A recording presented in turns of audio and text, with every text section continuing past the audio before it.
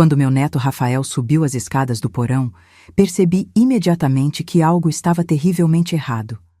O rosto dele estava pálido como cera e as mãos tremiam enquanto segurava o celular com tanta força que os nós dos dedos haviam ficado brancos. Vovó, precisamos sair desta casa, agora. A voz dele era baixa, contida, mas havia um tremor de medo que eu nunca tinha ouvido antes. O que aconteceu, meu filho? Perguntei sem entender. Ele me olhou com os olhos arregalados, a respiração curta. Por favor, vovó, confie em mim. Faça uma mala, só o essencial. A gente precisa ir embora. Em menos de 20 minutos, estávamos na estrada, deixando para trás a casa onde vivi por mais de 40 anos. Só depois descobri a verdade. Mas antes de continuar, confira se você já está inscrito no canal e escreva nos comentários de onde você está assistindo este vídeo. Adoramos saber até onde nossas histórias estão chegando. Meu nome é Lucia Martins. Tenho 70 anos e moro sozinha desde que meu marido Antônio faleceu há 6 anos. Nossa casa fica em um bairro tranquilo, com um jardim que Antônio cultivou com dedicação por décadas. Sempre me senti segura ali, protegida pelas paredes que meu marido ajudou a construir com as próprias mãos. Ele era carpinteiro, um homem que acreditava que cada prego, cada tábua, cada viga deveria ser colocada com precisão e cuidado. Uma casa bem construída protege sua família, ele costumava dizer. Nossos 2 filhos, Carlos e Mariana, cresceram nessa casa. Carlos seguiu os passos do pai e se tornou engenheiro civil. Mariana escolheu direito, especializando-se em direito imobiliário. Ambos construíram suas próprias vidas, suas próprias casas, suas próprias famílias. Carlos teve 2 filhos, Rafael e Júlia. Rafael, o mais velho, herdou a paixão do avô pela construção. Aos 28 anos, já tinha sua própria empresa de reformas. Nos últimos meses, comecei a me sentir estranha. Acordava com dores de cabeça persistentes, enjoos que tornavam impossível comer qualquer coisa mais substancial que uma torrada, e uma tontura constante que me fazia agarrar os móveis enquanto caminhava pela casa. O médico disse que era normal para a minha idade. Seu corpo está mudando, dona Lúcia. Vamos ajustar seus remédios. Mas os novos remédios não ajudaram. Na verdade, parecia que eu estava ficando cada vez mais fraca. Perdi peso. Meu rosto no espelho parecia mais pálido e mais velho a cada dia. Carlos começou a visitar com mais frequência, trazendo comida que eu mal conseguia comer e verificando os sistemas da casa. Estou tornando tudo mais eficiente para você, mãe, explicava, enquanto selava saídas de ar antigas e instalava um novo detector de monóxido de carbono. Isso vai reduzir suas contas de aquecimento. Mariana também aparecia regularmente, sempre trazendo documentos para eu assinar. Apenas atualizações do testamento, mãe, dizia ela com um sorriso tranquilizador. É importante manter tudo em ordem, especialmente agora. Naquela manhã de outubro, Rafael apareceu inesperadamente. Ele vinha com menos frequência desde que discutira com o pai sobre algum assunto da empresa. Abri a porta e o vi parado ali, com sua caixa de ferramentas, a mesma que pertencera a Antônio. Oi, vovó, disse ele sorrindo, mas o sorriso sumiu rapidamente quando me olhou. Você não parece bem. É só a idade, respondi, fazendo-o entrar. O que traz você aqui? Vim verificar aquele vazamento no porão que você mencionou ao telefone, respondeu ele, colocando a caixa de ferramentas na mesa da cozinha. E achei que poderia dar uma olhada geral na casa também. Assenti, agradecida por sua ajuda. Rafael sempre foi atencioso, e desde a morte do avô, parecia sentir uma responsabilidade especial por mim. Era tão parecido com Antônio, não apenas fisicamente, com o mesmo queixo forte e os mesmos olhos castanhos observadores, mas também na maneira meticulosa como abordava seu trabalho. O café está pronto, ofereci, mas meu estômago revirou só de pensar em beber. Vovó, você está comendo direito? Perguntou ele preocupado. Quando consigo, respondi honestamente. Meu estômago anda embrulhado. Rafael franziu a testa, mas não insistiu. Pegou a caixa de ferramentas e desceu para o porão. Fiquei na cozinha, tentando me forçar a beber um pouco de chá. Pela janela, podia ver o carvalho que Antônio plantou quando Carlos nasceu, agora majestoso, suas folhas começando a dourar com o outono. O tempo passou e Rafael não voltava. Comecei a ficar preocupada. Chamei seu nome da porta do porão, mas não houve resposta. Estava prestes a descer quando ouvi seus passos subindo a escada. Quando ele emergiu do porão, fiquei chocada com sua aparência. Estava coberto de poeira, com manchas de suor na testa apesar do frio de outubro. Mas foi seu rosto que me assustou, uma mistura de raiva, medo e incredulidade. "Vovó", disse ele, a voz contida e tremendo ligeiramente. "Quem esteve fazendo trabalhos na casa recentemente?" "Seu pai", respondi. "Ele tem vindo regularmente para melhorar a eficiência energética." "Por quê?" Rafael ficou imóvel por um momento. Então, lentamente, colocou o celular na mesa da cozinha e o empurrou em minha direção. "Preciso que você veja isso", disse ele. Na tela do celular, vi uma série de fotos que pareciam ter sido tiradas no porão. Tubulações, fios e uma pequena caixa metálica conectada ao que parecia ser a tubulação de gás principal da casa. "O que é isso?" perguntei, confusa com o que estava vendo. "É um sistema para liberar monóxido de carbono no seu quarto", disse Rafael, sua voz baixa mais intensa. "Está conectado ao seu aquecedor. Quando o aquecimento liga à noite, pequenas quantidades de gás são liberadas." Fiquei paralisada, incapaz de processar o que ele estava dizendo. "Isso não pode estar certo", murmurei. "Deve haver algum engano." "Não há engano, vovó." Rafael deslizou para outra foto, mostrando uma seção do que parecia ser uma parede. "Vê essas saídas de ar seladas? Estão estrategicamente fechadas para manter o gás concentrado no seu quarto. E isso..." Ele mostrou outra foto. "É o seu detector de monóxido de carbono. Foi manipulado para não funcionar." Meu coração batia tão forte que podia ouvi-lo nos meus ouvidos. "Mas quem faria isso? E por quê?" Rafael respirou fundo, como se estivesse se preparando para dizer algo terrível. "Vovó, seus sintomas, dores de cabeça, náuseas, tontura, são todos sinais de envenenamento por monóxido de carbono. Alguém está tentando te matar lentamente, fazendo parecer uma morte natural por idade." O mundo parecia estar desmoronando ao meu redor. As paredes da cozinha, tão familiares, de repente pareciam ameaçadoras. O chão sob meus pés parecia instável. "Seu pai", sussurrei. "Você está dizendo que Carlos fez isso?" "Ele é o único que esteve fazendo modificações na casa", respondeu Rafael, segurando minhas mãos. "E ele tem conhecimento técnico para isso.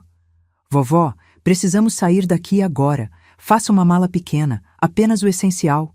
Não podemos contar a ninguém onde estamos indo." "Mas esta é minha casa", protestei fracamente. "Antônio construiu." "Não é mais segura", interrompeu Rafael, gentilmente, mas com firmeza. "Por favor, vovó, confie em mim."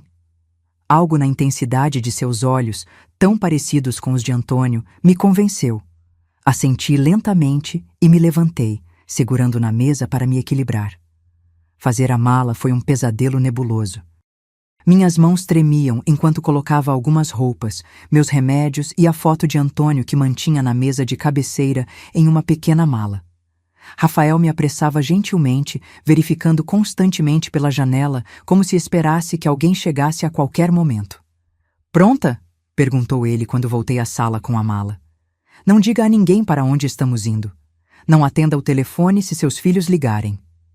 Enquanto entrava em sua caminhonete, olhei uma última vez para minha casa. 43 anos de memórias. Criando filhos, envelhecendo com Antônio, enfrentando a viuvez. E agora tudo estava manchado por algo monstruoso. Rafael dirigiu por quase 1 hora, ocasionalmente verificando o retrovisor. Meu celular tocou várias vezes na minha bolsa, o nome de Carlos piscando na tela. Cada vez, Rafael balançava a cabeça e eu deixava ir para o voicemail. "Para onde estamos indo?" perguntei finalmente, quando o silêncio se tornou insuportável. "Um hotel por enquanto", respondeu ele. Precisamos nos afastar e pensar no próximo passo. Rafael, você realmente acha que seu pai... Que Carlos... Não consegui completar a frase.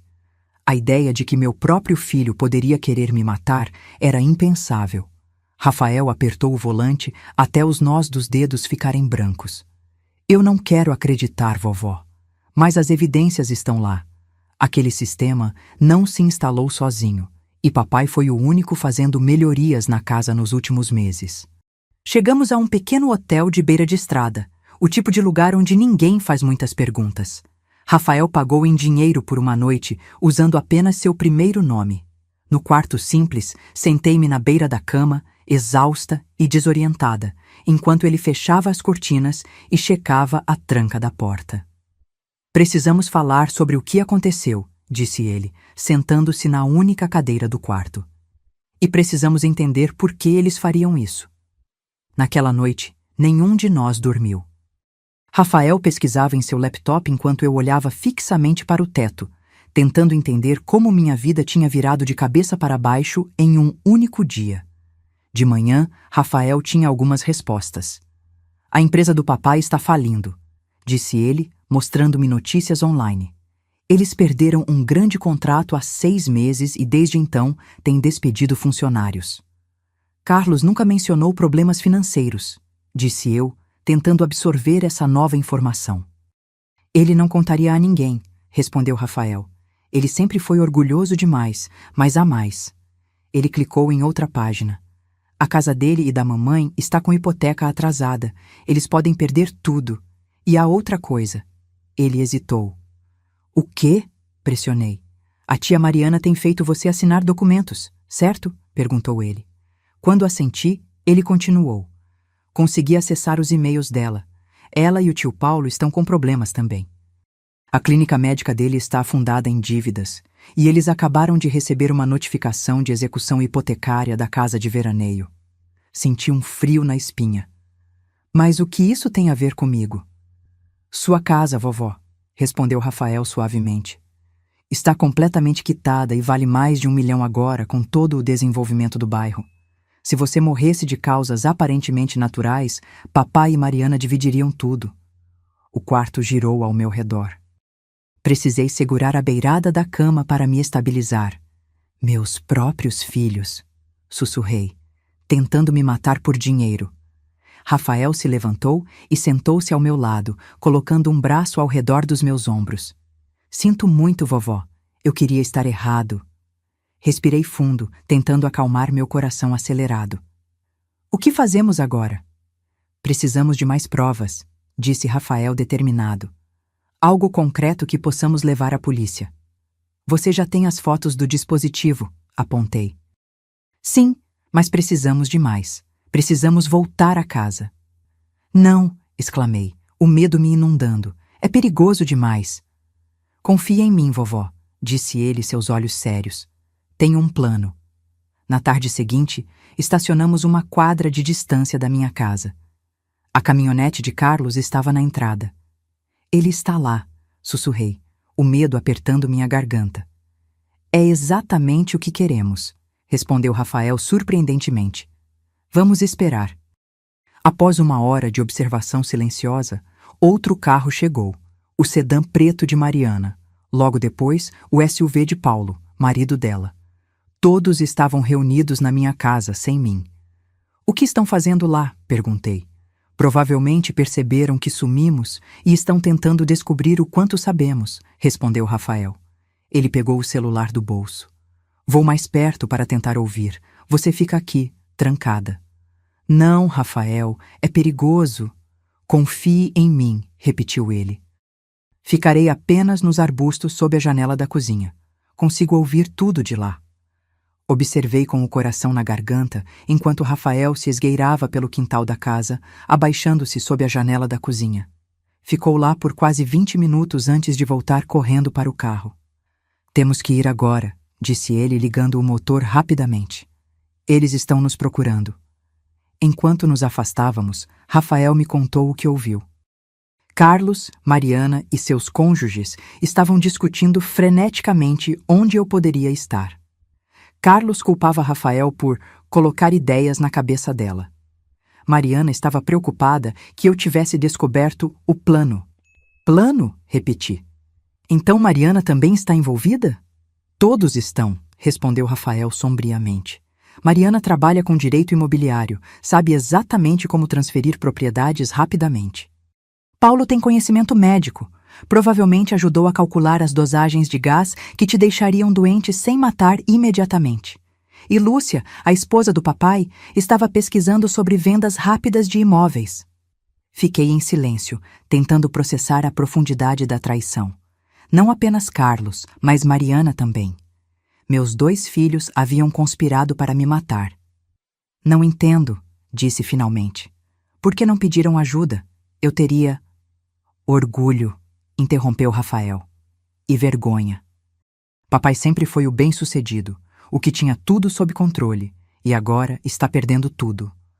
Voltamos ao hotel apenas para descobrir o carro de Carlos no estacionamento. Como nos encontraram? Sussurrei, apavorada. Devem ter rastreado meu celular, respondeu Rafael, dando a ré rapidamente. Precisamos ir para outro lugar. Dirigimos por horas, parando apenas para abastecer e comprar lanches. Quando finalmente paramos em outro hotel, em outra cidade, era quase meia-noite.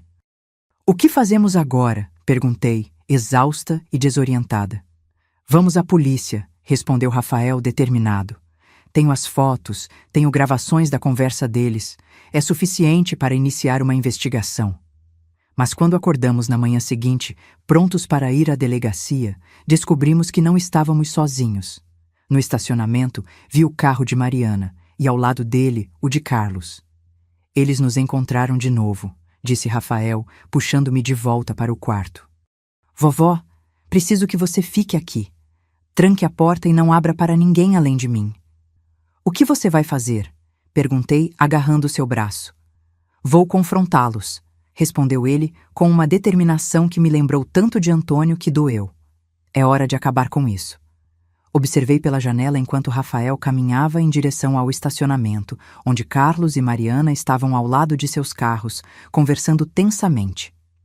Quando viram Rafael, pararam e se viraram para ele.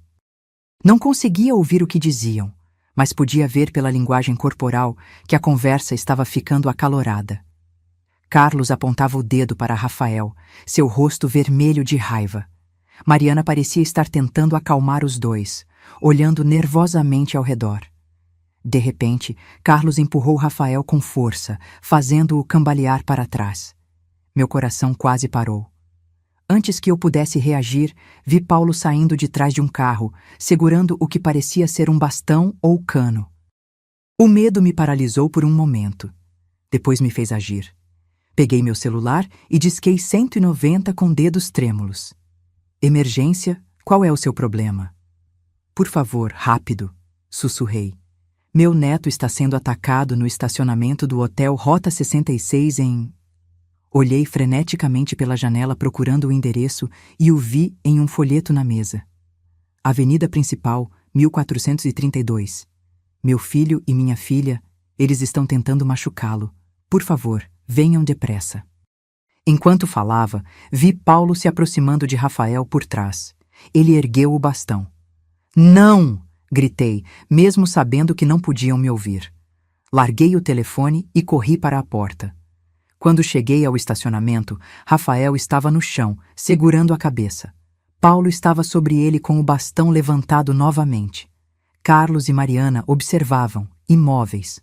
Parem! Gritei, correndo em direção a eles. A polícia está vindo!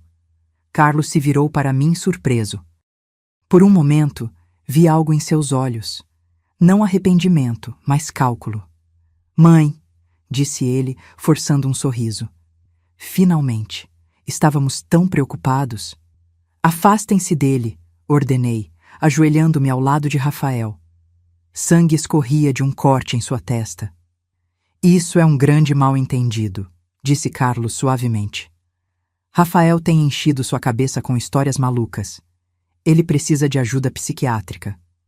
Eu vi o dispositivo no porão, respondi, ajudando Rafael a se sentar. Vi o monóxido de carbono. O rosto de Carlos mudou, a máscara de preocupação desaparecendo. Você não entende o que estamos passando. Então me explique, desafiei, levantando-me para encará-lo. Explique por que meus próprios filhos tentaram me matar. Foi Mariana quem deu um passo à frente, seu rosto uma mistura de vergonha e determinação fria. Não era para você sofrer, mãe. Você apenas não acordaria um dia. Seria rápido, indolor. A frieza em sua voz me chocou mais do que suas palavras. Como se minha vida fosse apenas um obstáculo inconveniente. Para quê? Perguntei, olhando de um para o outro. Por dinheiro? Carlos perdeu tudo, disse Mariana, olhando para o irmão. A empresa está falindo, a casa está sendo executada, e Paulo... Ela olhou para o marido. Paulo precisa de uma cirurgia cara que o plano de saúde não cobre. Estamos desesperados. Vocês poderiam ter pedido ajuda, sussurrei. Eu teria feito qualquer coisa. Não seria suficiente, interrompeu Carlos. Precisamos vender sua casa. É o único jeito. O som de sirenes ao longe fez com que todos olhássemos em direção à rua. Carlos se virou para mim, seus olhos agora cheios de uma raiva fria. Você chamou a polícia? Contra sua própria família? Vocês não são mais minha família, respondi, surpreendendo a mim mesma com a firmeza na minha voz. Vocês desistiram desse direito quando decidiram que minha vida valia menos que dinheiro. Carlos deu um passo em minha direção, mas Rafael se levantou, cambaleando ligeiramente. Não se aproxime dela, avisou ele. As sirenes estavam mais altas agora. Carlos olhou freneticamente ao redor, depois para Mariana e Paulo. Temos que sair daqui, disse ele urgentemente. É tarde demais, respondeu Rafael, segurando meu braço para se apoiar. Acabou. 2 carros de polícia entraram no estacionamento, luzes piscando. Carlos fez uma última tentativa desesperada. Mãe, por favor. Somos sua família. Não faça isso conosco. Olhei para o rosto do homem que criei, que embalei em meus braços, que ensinei a andar. E não vi nada do menino que conheci. Vocês fizeram isso a si mesmos, respondi, virando-me para os policiais que se aproximavam. Os dias que se seguiram foram uma série interminável de depoimentos, exames e perguntas. A polícia investigou minha casa e encontrou exatamente o que Rafael havia documentado. Um sistema sofisticado, projetado para liberar monóxido de carbono no meu quarto enquanto eu dormia. O detector havia sido sabotado. Encontraram e-mails e mensagens de texto entre Carlos, Mariana e seus cônjuges, discutindo o plano e quanto minha casa valia. O promotor disse que era um caso sólido, tentativa de homicídio premeditado e conspiração. Carlos, Lúcia, Mariana e Paulo foram todos presos e aguardavam julgamento. Fiquei hospedada temporariamente com Rafael, incapaz de voltar para minha casa. Cada vez que fechava os olhos, via o rosto frio de Carlos, ouvia a voz calculista de Mariana. Como meus próprios filhos poderiam ter me traído tão completamente? Você vai testemunhar? Perguntou Rafael uma noite, enquanto jantávamos em seu pequeno apartamento.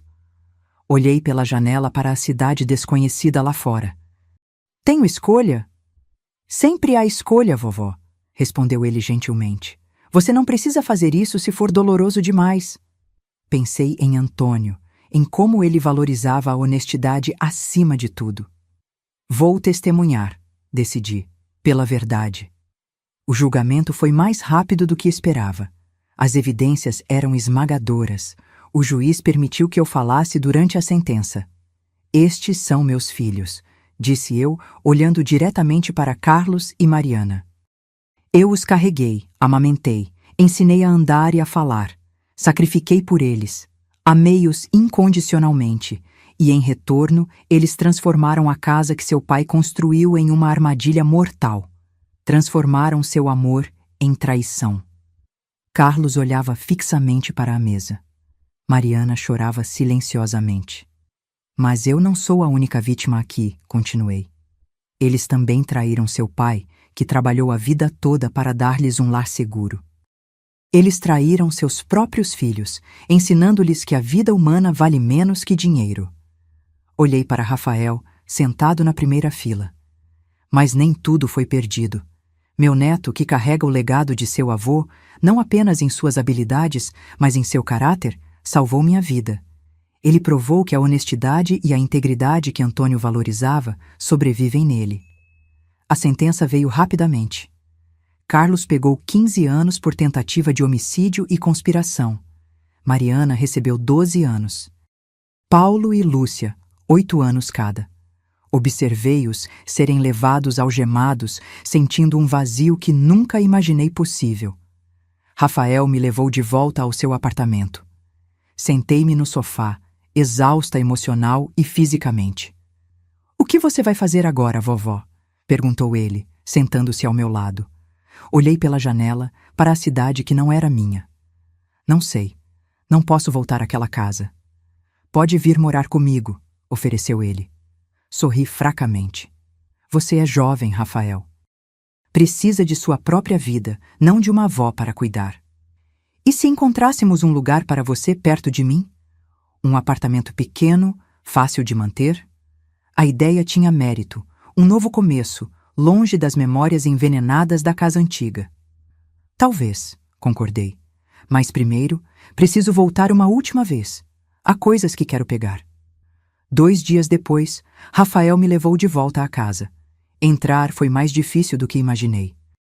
Cada cômodo continha memórias, algumas boas, outras agora manchadas por traição. No meu quarto, parei na porta, incapaz de entrar. "Não consigo dormir aqui novamente", disse a Rafael, sabendo o que eles planejaram. "Não precisa", respondeu ele gentilmente. "Já peguei as coisas que você pediu."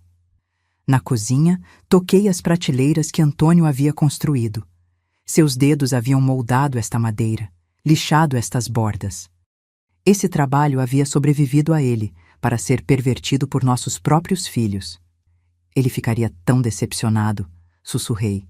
Rafael assentiu, entendendo imediatamente. "Vovô valorizava a família acima de tudo."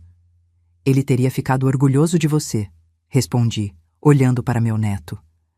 "Por me salvar, por fazer a coisa certa, mesmo sendo tão difícil." Olhei pela janela para o carvalho que Antônio plantou quando Carlos nasceu. Suas folhas douradas brilhavam ao sol de outono. "Vou vender esta casa", decidi. "Não posso mantê-la sabendo o que aconteceu aqui." "Tem certeza?" perguntou Rafael. "É sua casa. Vovô a construiu para você." "É apenas uma casa agora", respondi. Os valores que Antônio colocou nela, segurança, proteção, amor, foram corrompidos. Mas esses valores sobrevivem em você, Rafael, e é isso que importa. Uma semana depois, coloquei a casa à venda. O corretor disse que o mercado estava aquecido, muitas famílias jovens procurando casas no bairro. Não contei a ele a história sinistra por trás da venda. Rafael me ajudou a encontrar um pequeno apartamento a poucos quarteirões do seu. Era no térreo, com um pequeno jardim onde eu poderia cultivar algumas flores. Não era muito, mas era seguro. E meu. As semanas se transformaram em meses.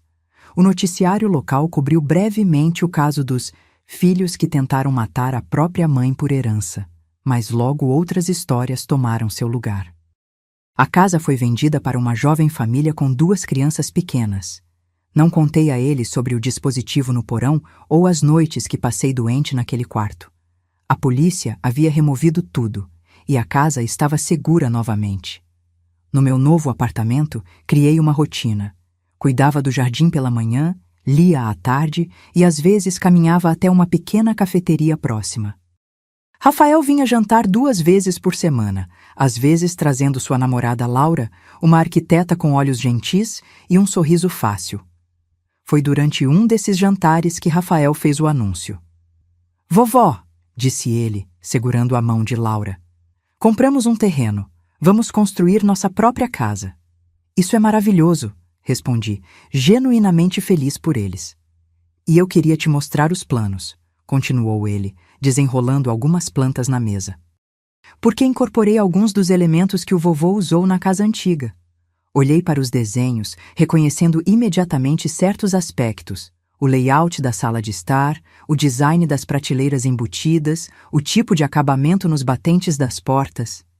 Queria honrar o legado do vovô, explicou Rafael. A maneira como ele construía, com cuidado e atenção aos detalhes. Laura tem ajudado a modernizar o design, mas mantivemos os princípios que ele valorizava. Toquei o papel suavemente, traçando as linhas com os dedos. Antônio sempre dizia que uma casa bem construída protege sua família, murmurei. E é isso que estamos construindo, disse Laura, sorrindo. Um lugar seguro, como ele teria feito. Naquele momento, senti uma emoção que não experimentava há muito tempo. Esperança. Apesar de tudo o que havia acontecido, o verdadeiro legado de Antônio continuava, não nas paredes da casa antiga, mas nas mãos e no coração do neto. Os meses se passaram e minha nova vida ganhou forma. A primavera chegou, trazendo flores para meu pequeno jardim. Minha saúde melhorou. As dores de cabeça desapareceram, recuperei algum peso e podia andar sem me agarrar aos móveis para me equilibrar. Foi como acordar de um longo pesadelo. Uma manhã de abril, recebi uma carta da prisão. O nome de Carlos no remetente. Fiquei olhando para o envelope por muito tempo, incapaz de abri-lo. Finalmente, coloquei-o em uma gaveta sem ler. Na semana seguinte, veio uma carta de Mariana. Também a deixei fechada. Você não vai ler? Perguntou Rafael quando lhe contei sobre as cartas. Balancei a cabeça. Ainda não estou pronta para ouvir o que eles têm a dizer. Ele assentiu, compreensivo. Sem pressa, vovó. Você não deve nada a eles. Havia dias em que me pegava pensando em como chegamos àquele ponto. Como meus filhos, que eu havia criado para serem honestos e compassivos, poderiam ter se transformado em pessoas capazes de tal traição.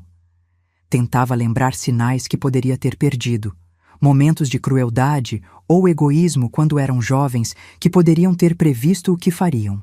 Mas a verdade é que não havia sinais óbvios. Carlos e Mariana foram crianças normais que se tornaram adultos ambiciosos. Talvez tenha sido isso, a crença de que o sucesso material era mais importante que a integridade. Ou talvez tenha sido simplesmente o desespero diante do fracasso financeiro. Em junho, a construção da casa de Rafael e Laura estava bem encaminhada. Eles me levavam regularmente para ver o progresso. Rafael havia assumido muito do trabalho manual, assim como Antônio teria feito. Observava-o instalando batentes de portas com a precisão meticulosa que aprendera do avô. Ele ficaria tão orgulhoso, disse eu, quando Rafael terminou de instalar uma série de prateleiras na sala de estar. Tento me perguntar o que ele faria em cada etapa, respondeu Rafael, passando a mão pela madeira. Como ele resolveria cada problema? Naquele dia, ao voltarmos para meu apartamento, encontrei outra carta de Carlos esperando. Desta vez, algo me impeliu a abri-la. Querida mãe, começava. Não sei se você está lendo estas cartas, mas continuo escrevendo na esperança de que um dia você leia. Passei muito tempo pensando em como chegamos a este ponto. Como seu filho, aquele que você criou com tanto amor, pôde traí-la tão completamente. Parei, respirando fundo para controlar as lágrimas que ameaçavam cair. Continuei lendo. Não tenho desculpas, apenas explicações, se você quiser ouvi-las. Quando a empresa começou a falir, tentei esconder de todos. Pensei que poderia resolver sozinho. Mas as dívidas se acumularam. A casa estava prestes a ser tomada. Lúcia e eu discutíamos constantemente sobre dinheiro. Foi quando Mariana mencionou sua casa, o quanto valia agora. As palavras nadavam diante dos meus olhos. No início, falamos apenas sobre você, nos ajudar vendendo a casa e dividindo o dinheiro. Mas sabíamos que você nunca venderia. Era a casa do pai, onde viveram juntos. Então, a ideia surgiu.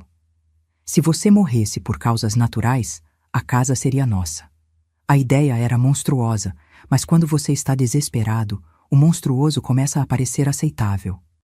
Deixei a carta cair no colo, incapaz de continuar. Como alguém chega a este ponto?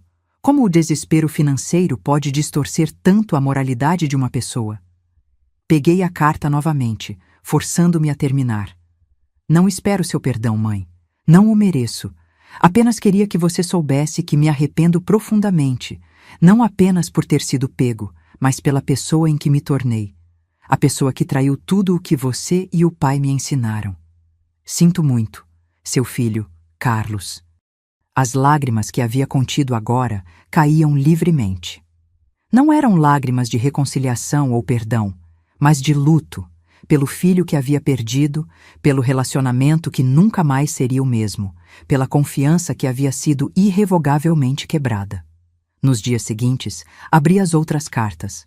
Mariana também expressava arrependimento. Falava sobre como Paulo precisava de tratamentos caros e como a ideia do plano surgiu durante uma conversa desesperada com Carlos. Suas palavras pareciam sinceras, mas haveria sempre uma dúvida. Estavam realmente arrependidos ou apenas lamentavam terem sido descobertos? Você vai responder? Perguntou Rafael quando lhe contei sobre as cartas. Ainda não sei, respondi honestamente. Parte de mim quer entender como chegaram a tal ponto. Outra parte tem medo de abrir essa porta. Qualquer que seja sua decisão, vou apoiá-la, disse ele, apertando minha mão. Uma semana depois, recebi uma ligação do advogado que havia contratado para vender a casa antiga. O comprador tinha algumas perguntas sobre a propriedade e queria me encontrar. Relutantemente concordei. A reunião foi marcada em um café neutro no centro da cidade. Rafael insistiu em me acompanhar, ainda protetor. O comprador, um homem chamado Miguel, estava lá com sua esposa Ana e 2 filhos pequenos. Senhora Martins, disse Miguel, apertando minha mão calorosamente. Obrigado por vir. Temos algumas perguntas sobre a casa. Nada grave, apenas curiosidade sobre sua história. Sentei-me, desconfortável. O que eu poderia dizer? Que meus próprios filhos haviam transformado a casa em uma armadilha mortal? O que gostariam de saber? Perguntei cautelosamente. Notamos algumas características únicas, explicou Ana. As prateleiras embutidas, o trabalho em madeira, são originais? Sim, respondi, um nó na garganta. Meu marido, Antônio, construiu grande parte da casa com as próprias mãos. Era carpinteiro? Perguntou Miguel, interessado. Sim, ele acreditava que uma casa deveria ser construída para durar gerações. O filho mais velho, um menino de talvez 8 anos, olhou para mim com olhos curiosos. Você morou lá por muito tempo? 43 anos, respondi, desde antes do seu pai nascer. Por que vendeu? Perguntou ele inocentemente. Um silêncio caiu sobre a mesa. Rafael tensionou ao meu lado. Como explicar a verdade a uma criança? Às vezes, respondi finalmente, escolhendo as palavras com cuidado. Uma casa guarda muitas memórias. Algumas são boas, outras são difíceis. Chegou um momento em que precisava de um novo começo. Os pais trocaram olhares, percebendo que havia mais na história, mas respeitaram minha privacidade. A casa precisa de alguns reparos, disse Miguel, mudando de assunto. Especialmente no sistema de aquecimento. Encontramos algumas alterações estranhas no porão. Meu coração disparou. A polícia não havia removido tudo? Que tipo de alterações? Perguntou Rafael, sua voz controlada, mas tensa. Parece que alguém fez algumas modificações amadoras no sistema de gás, explicou Miguel. Já chamamos um técnico para normalizar tudo. Só estávamos curiosos se você sabia sobre isso. Olhei para Rafael e ele assentiu levemente. Era melhor contar uma versão editada da verdade. Meu filho tentou fazer algumas melhorias na casa, disse eu. Mas ele não era qualificado. Por favor, certifique-se de que um profissional inspecione tudo cuidadosamente. Miguel assentiu. Já estamos fazendo isso. Segurança em primeiro lugar, especialmente com crianças. Ao sairmos do café, senti um peso sendo levantado dos meus ombros. Aquela família transformaria a casa em algo novo, apagando as sombras deixadas pela traição dos meus filhos. Você fez a coisa certa, disse Rafael enquanto caminhávamos. Eles precisavam saber para se protegerem. Espero que sejam felizes lá, respondi. Que criem memórias melhores do que as últimas que tive. No outono, a casa de Rafael e Laura estava quase pronta. O design combinava elementos tradicionais que Antônio teria usado com toques modernos, sugeridos por Laura. Era uma casa que olhava para o futuro enquanto honrava o passado. Gostaríamos que você viesse morar conosco quando estiver pronta, disse Rafael um dia, surpreendendo-me. O quê? Perguntei confusa.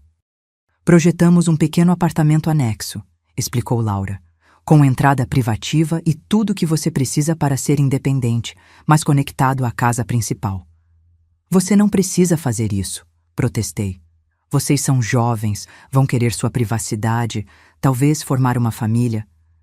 É por isso mesmo que queremos você por perto, interrompeu Laura gentilmente. Família é importante para nós. A verdadeira família. As palavras me atingiram profundamente. Família. Uma palavra que havia perdido seu significado quando meus próprios filhos tentaram me matar, agora sendo reconstruída por um neto e sua companheira. Pense nisso, disse Rafael. Não precisa decidir agora. Naquela noite, sentada sozinha em meu pequeno apartamento, peguei o álbum de fotos antigo que havia trazido da casa. Havia fotos de Carlos e Mariana quando crianças, seus sorrisos inocentes, suas mãos pequenas segurando as minhas. Havia fotos de Antônio construindo a casa, seu rosto concentrado enquanto media e cortava madeira. E havia fotos de Rafael crescendo. Primeiro um bebê nos braços de Carlos, depois uma criança curiosa seguindo Antônio pela casa, aprendendo a usar ferramentas, absorvendo valores que seus próprios pais haviam rejeitado. Em novembro, fiz minha primeira visita à prisão.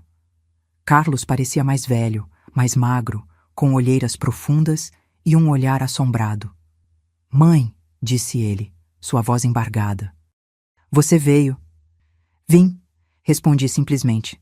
Ficamos em silêncio por um momento, o peso de tudo que havia acontecido pairando entre nós. "Li suas cartas", disse finalmente. "Todas?" "Todas."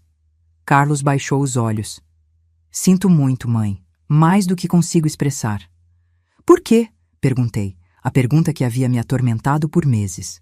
"Por que não vieram até mim? Por que não pediram ajuda?" "Vergonha", respondeu ele. "Orgulho. Não queria admitir que havia falhado. Que tudo o que construí estava desmoronando. Então decidiu me matar", disse eu, as palavras duras, mas necessárias. Carlos estremeceu como se tivesse sido esbofeteado. "Não foi uma decisão tomada de uma vez. Foi gradual. Primeiro pensamos em te convencer a vender a casa. Quando ficou claro que você nunca faria isso, começamos a falar sobre alternativas. Foi Mariana quem sugeriu primeiro, mas eu elaborei o plano. Usei meu conhecimento técnico para projetar algo que pareceria natural." A frieza clínica com que ele descrevia o plano me gelou até os ossos. "Antônio ficaria tão decepcionado", disse eu. "Eu sei", respondeu Carlos, lágrimas nos olhos. "Eu traí tudo o que ele representava, tudo o que ele me ensinou. Não apenas ele. Você traiu a si mesmo, seus próprios filhos, sua irmã. Rafael nunca vai me perdoar, vai?" "Isso é com ele", respondi. "Ele salvou minha vida quando você tentou tirá-la." Saí da prisão sentindo-me exausta, mas estranhamente mais leve. Não havia perdão ainda, talvez nunca houvesse completamente. Mas havia uma espécie de encerramento. A verdade havia sido dita, os motivos expostos, por mais feios que fossem.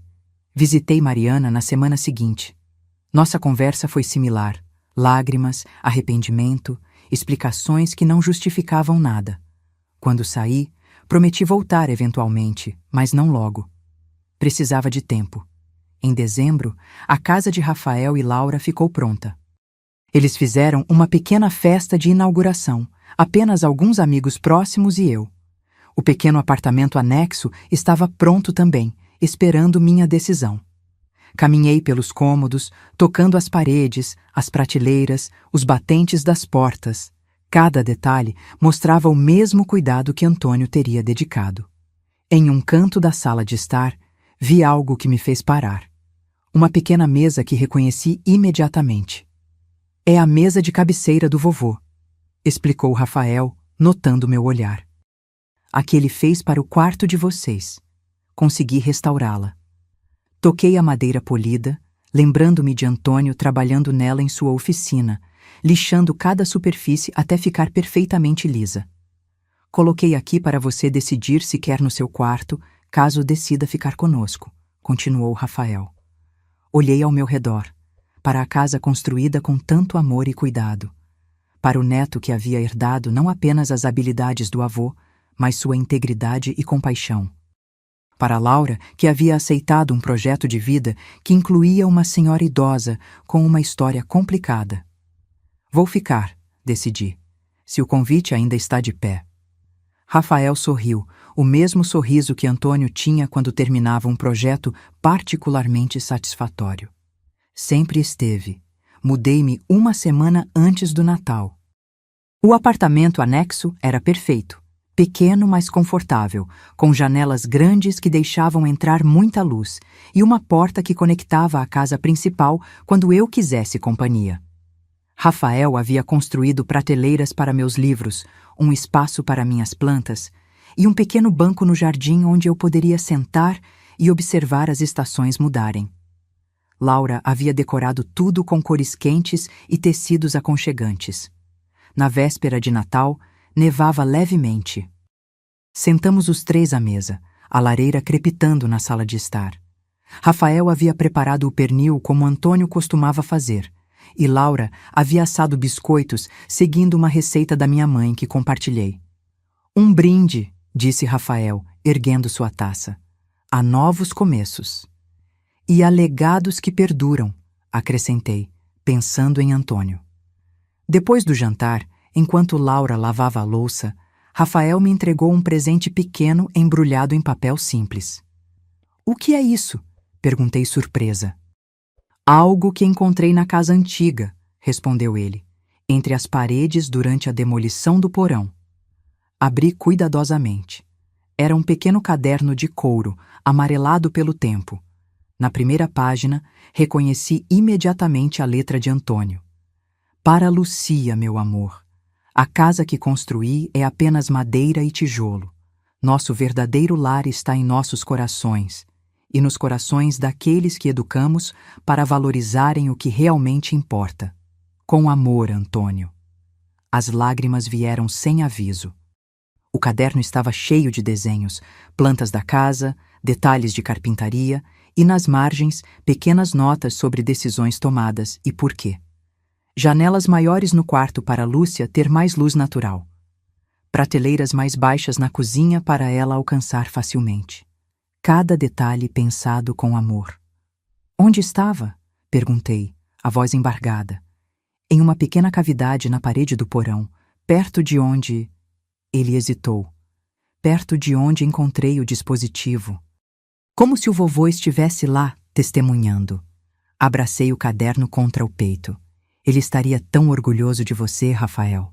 Não apenas pelo que você constrói, mas pelo homem que você é. Na primavera seguinte, Rafael e Laura anunciaram que estavam esperando um bebê. A notícia trouxe uma alegria que não sentia há muito tempo. Haveria uma nova geração, uma oportunidade de transmitir os valores que realmente importavam. Continuei visitando Carlos e Mariana na prisão, mas com menos frequência. Nossos encontros eram difíceis, cheios de silêncios desconfortáveis e arrependimentos tardios. Havia perdoado? Não completamente, mas estava aprendendo a separar o amor que ainda sentia pelos meus filhos do horror pelo que haviam feito. Em uma tarde de junho, sentei-me no banco do jardim, observando Rafael trabalhar na construção de um balanço para seu futuro filho. Seus movimentos eram precisos, cada medida verificada 2 vezes antes de cortar a madeira. Vai ser forte o suficiente para durar gerações, disse ele, quando percebeu que eu observava. Como tudo que você constrói, respondi. Pensando sobre tudo o que havia acontecido, percebi que Antônio estava certo em suas palavras no caderno.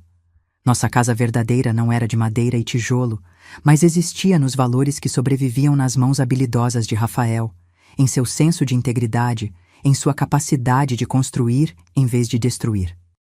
Carlos e Mariana haviam traído esses valores, transformando o trabalho de amor de Antônio em uma arma, mas não haviam conseguido destruir seu verdadeiro legado.